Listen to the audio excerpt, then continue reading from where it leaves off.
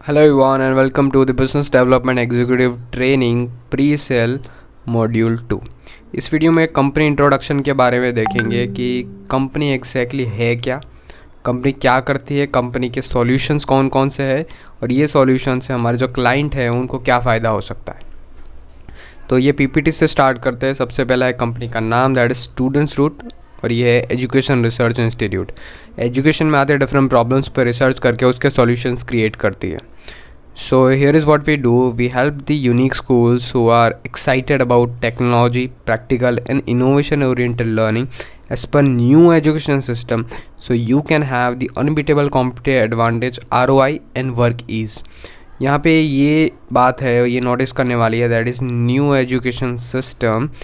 मतलब जो 2020 में गवर्नमेंट ने न्यू एजुकेशन सिस्टम की पॉलिसी लॉन्च की है, तो अकॉर्डिंगली हमने यहाँ पे 9 सॉल्यूशन डिज़ाइन किए हैं जो स्कूल का वर्क इजी कर देंगे, उनको आरओआई डेवलप करने में हेल्प करेंगे और एक कॉम्पिटिटिव एडवांटेज डेवलप करने में स्कूल्स को हेल्प करने वाले हैं। सो अब बात करते हैं न्यू एजुकेशन सिस्टम है, उसमें मेन कौन कौन से टॉपिक के बारे में बात की गई है। तो that is firstly practical learning पे सबसे ज़्यादा भार दिया गया है। दूसरा है एक्स्ट्रा करिकुलर एक्टिविटी में स्पोर्ट्स है, आर्ट्स है, music and etcetera. Then after e learning पे ज़्यादा फोकस किया गया है, स्किल्स पे और संस्कृत एंड एंशिएंट साइंस पे सबसे ज़्यादा फोकस किया गया है। तो अकॉर्डिंगली ये जो ज़्यादा फोकस वाली चीज़ें है उसको ध्यान में रखते हुए हमने 9 सॉल्यूशन डेवलप कर रहे हैं हम अभी।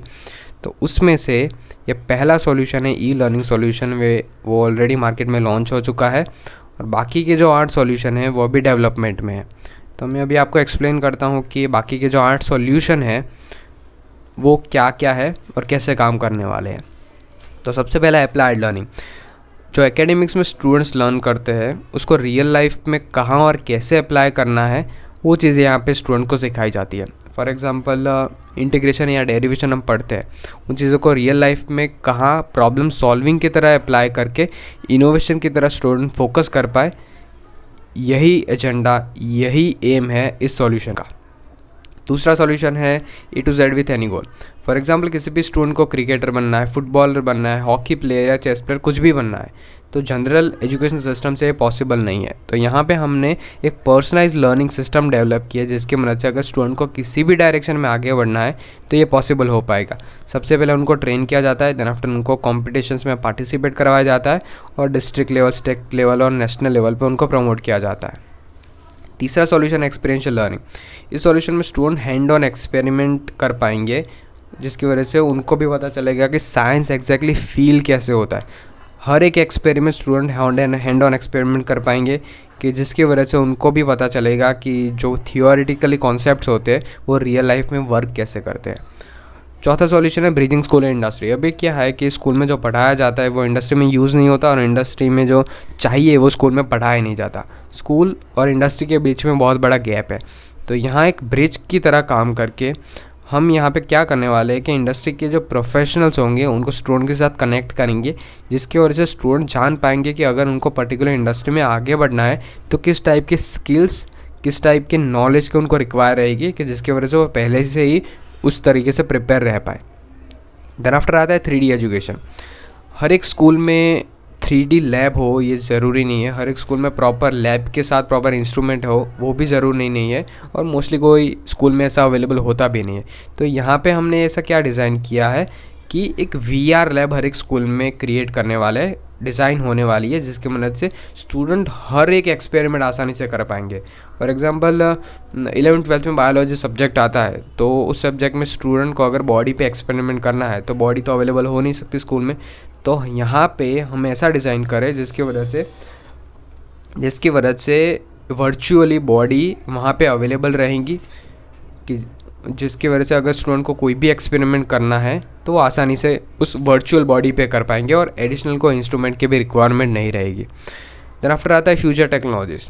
इसका मेन एम ये है कि स्टूडेंट को ट्रेंडिंग और मॉडर्न टेक्नोलॉजीज़ के बारे में बताना कि इंडस्ट्री में ये टेक्नोलॉजी चल रही है, ये चीज़ें नहीं आने वाली है, इन चीज़ों पे रिसर्च हो रहा है।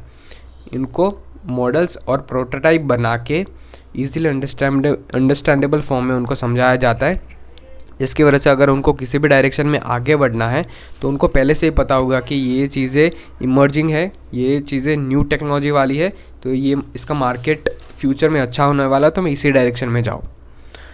देन आफ्टर आता है इनर इंजीनियरिंग। इनर इंजीनियरिंग का मेन पर्पज़ ये है कि स्टूडेंट्स को एंशियंट टेक्नोलॉजीज़ के बारे में इन्फॉर्म करना, उनको बताना, उनको ये नॉलेज देना कि हमारे एंशियंट टेक्नोलॉजीज़ कितनी डीप थी, जिसकी मदद से वो उस नॉलेज का यूज़ करके अभी इनोवेशन की तरफ फोकस कर पाए। फॉर एग्ज़ाम्पल हमारे जो पास्ट में जो बहुत सारी ऐसी टेक्नोलॉजी तो थी जो धीरे धीरे लुप्त होने लगी है, पर अगर उन टेक्नोलॉजी को रिवाइव किया जाए तो अभी बहुत सारे डेवलपमेंट के लिए, बहुत सारे इंडस्ट्रियल और पर्सनल डेवलपमेंट में हम यूज़ कर सकते हैं उन टेक्नोलॉजीज़ को अपने वेलबींग के लिए। और लास्ट सॉल्यूशन आता है स्पेस रिसर्च ऑर्गेनाइजेशन। इसका मेन पर्पज़ ये है कि स्टूडेंट्स को अर्ली डेज़ में ही स्पेस साइंस का एक्सपोजर मिल पाए, जिसकी वजह से अगर उनको उस डायरेक्शन में इंटरेस्ट है तो उसी डायरेक्शन में वो जा पाए। उनको पता चलेगा कि स्पेस साइंस अंदर से कैसे फील होता है, उसमें किस तरह की चीज़ों के साथ डील करना होगा, तो उनको पहले से ही चीज़ें पता होगी। यहाँ है टाइमलाइन कि मैंने जो आपको सॉल्यूशन एक्सप्लेन किए, ये सॉल्यूशन 1 बाय 1 कैसे मार्केट में लॉन्च होने वाले हैं, ये सारे लॉन्चिंग टाइम और प्रिपरेशन टाइम होंगे। और ये 2020 जो अभी चल रहा है, तो ये लर्निंग सॉल्यूशन अभी मार्केट में लॉन्च हो चुका है, जो मैं आपको नेक्स्ट पीपीटी में बताऊंगा। ये है रिजल्ट्स के हमने जो 9 सॉल्यूशन बनाए हैं, इसकी वजह से स्कूल को या पर्टिकुलर ट्यूशन क्लास को क्या फ़ायदा हो सकता है। तो ये है स्मार्ट स्कूल डेवलप करेंगे सबसे पहले कि लुक फॉर एग्जांपल कोई भी एक स्कूल है, तो जनरली ये सारे सॉल्यूशन उनके पास नहीं होते और ये डेवलप करना उनके लिए भी पॉसिबल नहीं होता। अगर किसी भी स्कूल के पास ये 9 सॉल्यूशन आ जाए तो that school will be a next level school, किसी भी इंटरनेशनल लेवल स्कूल से वो कम्पीट कर सकते हैं। दूसरा है ब्रांड रिकग्निशन, कि एक स्कूल का एक ब्रांड बन जाएगा, तो एक वर्ड ऑफ माउथ से स्कूल आगे बढ़ेगी कि हर एक स्टूडेंट को ये पता होगा कि ये स्कूल है जिसमें अगर मैं जाऊँगा तो ये सारे सॉल्यूशन इसमें अवेलेबल रहेंगे जो मुझे चाहिए।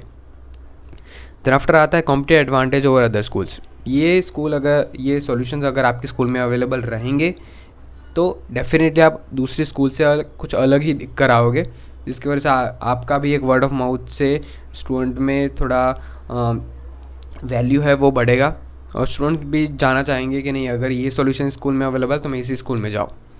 देन आफ्टर आता है सीरीज़ ऑफ स्कूल्स। अगर आपकी कुछ सीरीज़ ऑफ स्कूल्स है, बहुत सारे स्कूल है, तो अगर सारे स्कूल में ये चीज़ें इंप्लीमेंट करनी है तो ये भी पॉसिबल हो पाएगा। अगर आप कोई नई स्कूल खोलना चाहते हैं तो ईज़िली क्रिएटिव एजुकेशन उस स्कूल में आप इजीली इंप्लीमेंट कर सकते हैं।